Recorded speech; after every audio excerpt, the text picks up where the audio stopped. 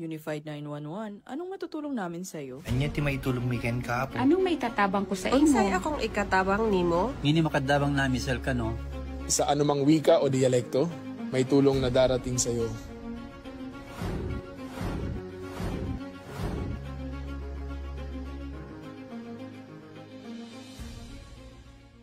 Lilingkod sa bawat Pilipino at magbibigay ng tamang impormasyon para sa tahimik at maayos na Pilipinas. Police News Network, alagad ng batas, tagapagtaguyod ng balitang pulis, sandigan ng mamamayan, patnubay ng katotohanan.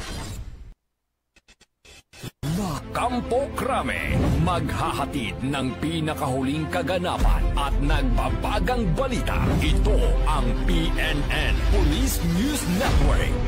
At ngayon, ang inyong mga tagapagbalita.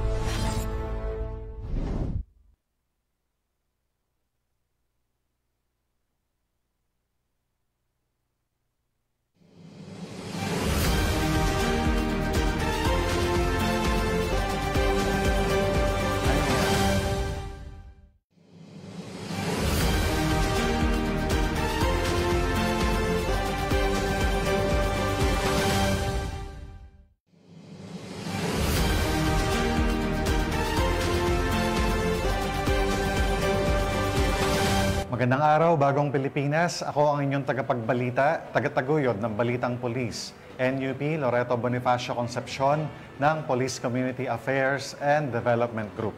At ngayong araw ng Miyerkules, makakasama natin bilang special guest co-host si Ms. Cherry Ann Alex Solomon, ang Mrs. Planet Philippines 2025. Kamusta, Ms.? Mabuti po, magandang hapon po, Sir Eton. Maraming salamat po sa pag-welcome po sa akin dito sa Campo Crame. At isang karangalan na maimbitahan dito sa Police News Network. Huwag po nating kalimutan i-like, i-follow at i-subscribe ang page ng Philippine National Police, Police Community Affairs and Development Group, PKG, Tagapag-ugnay at Police News Network. Kami po ay maghahatid sa inyo ng tamang balita, kwento ng pulis at serbisyo para sa mamamayan. At ito ang PNP News Online. Ang pangunahing balita ng Police News Network, alagad ng batas, tagataguyod ng Balitang Pulis.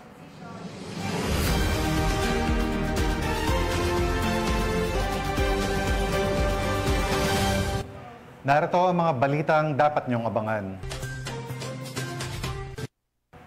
Lalaki arestado matapos mahulihan ng hindi lisensyadong baril sa Caloocan. Lalaking may kasong statutory rape, arestado ng mga otoridad sa San Fabian, Pangasinan. Wanted person na may kasong attempted homicide, arestado ng RMFB 8. Narito ang mga balitang hatid ng ating PNN correspondents mula sa iba't ibang panig ng bansa.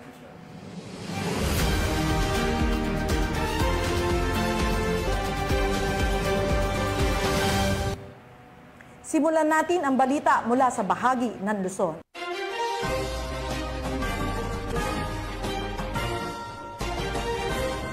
Sa bisa ng warrant of arrest sa kasong statutory rape, arestado ang isang lalaki na tinaguriang top 1 municipal most wanted person sa operasyon ng mga otoridad sa San Fabian, Pangasinan. Hindi titigil ang pambansang pulisya sa paghuli sa mga wanted person upang mapanagot ang mga may pananagutan sa batas. Police Master Sergeant Marvin Jake Romero, ibalita mo.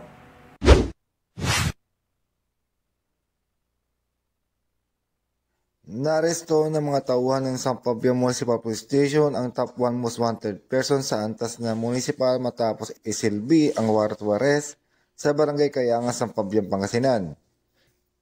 Kinilala ang suspect na si Ramram, 22 taong gulang, walang asawa at residente ng sabing barangay. Ang pag-aresto ay sinagawa sa bisa ng warrant of arrest para sa kasong statutory rape na walang nirekomendang pensa. Sa kasalukuyan nasa kustodiya ng San Fabian Municipal Police Station ang naarestong suspect para sa kaukulang dokumentasyon at pagsasampa ng kaso sa korte.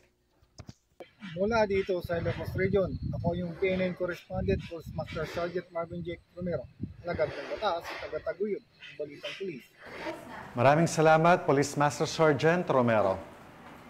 Matapos ang mahabang biyahe at paglalakad, mainit na sinalubong ang mga miyembro ng Regional Mobile Force Battalion 2 ng mga residente ng Tumawani kung saan nagkaroon ng community outreach program na nagbigay sa kanila ng kasiyahan at pag-asa.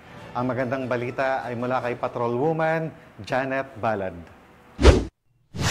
Sa ilalim ng pamumuno ni Police Colonel Victor P. Pagulayan, Force Commander ng Regional Mobile Force Battalion 2, matagumpay na isinagawa ang isang community outreach program sa Barangay Antagan First, Tumawini, Isabela. Katuwang ng RMFB2 sa nasabing programa si Mr. Florante Bailon, Pangulo ng Pagmamahal alay sa AGTA, at ang 201st Maneuver Company na pinamumunuan ni Police Lieutenant Marveric E. Bigares. Layunin ng aktibidad na ito na may padama ang malasakit at serbisyo ng kapulisan sa mga mamamayan, lalo na sa mga nangangailangan ng tulong at suporta sa komunidad. Ipinakita sa naturang programa ang pagkakaisa ng mga ahensya at organisasyon para sa iisang layunin, ang mapalakas ang ugnayan sa pagitan ng pulisya at ng mamamayan bilang bahagi ng advokasiyang to serve and protect na patuloy na isinasabuhay ng RMFB2. Mula dito sa Lambak ng Cagayan, ako ang iyong PNN Correspondent, Patrolwoman Janet Balad, alagad ng batas, taga-taguyod ng Balitang Pulis. Maraming salamat, Patrolwoman Balad. Upang maiwas sa banta ng iligal na droga at terorismo ng mga kabataan, matagumpay na nailunsad ng KKDAT Summit 2025 ng mga tauhan 51st Maneuver Company ng Regional Mobile Force Battalion 15 sa Santa Maria National High School, Ifugao. Patrolwoman Myra Beran, ibalita mo. Tagumpay na sinagawa ng 15 of 1st Maneuver Company ang KKDAT Summit 2025 na ginanap sa Santa Maria National High School sa Alfonso Liste, Ifugao nito lamang ika-17 to 19 ng Oktubre taong kasalukuyan. Ang aktibidad ay pinangunahan ng 15 of 1st Maneuver Company, katuwang ang 2nd Ifugao Provincial Mobile Force Company na dinaluhan ng mga Youth Mobile Force Ifugao, IFSU Potya ROTC Unit, KKDAT's Alfonso Lista Chapter at mga sanggunyang kabataan. Mahigit 3 araw na puno ng kaalaman at inspirasyon ang naranasan ng mga kabataan. Tampok sa summit ang mga lecture ukol sa anti-drugs, anti-bullying, mental health, public speaking at leadership. Hindi rin nagpahuli ang mga masayang bahagi ng programa, gaya ng talent show at team building activities na nagbigay daan sa pagpapalawak ng pagkamalikhain at samahan ng mga kabataan. Ang aktibidad ay may temang kabataan ngayon, leader ng kinabukasan, ng handang yakapin ang kanilang kakayahan at gampanin sa paghubog ng mas maliwanag na bukas. Layunin ng aktibidad na ihanda ang mga kabataan bilang responsibleng mamamayan at leader ng komunidad. Mula dito sa Cordillera, ako ang inyong PNN Correspondent, Patrolwoman Myra Beran, alagad ng batas, taga-taguyod ng Balitang Pulis. Maraming salamat, Patrolwoman Beran.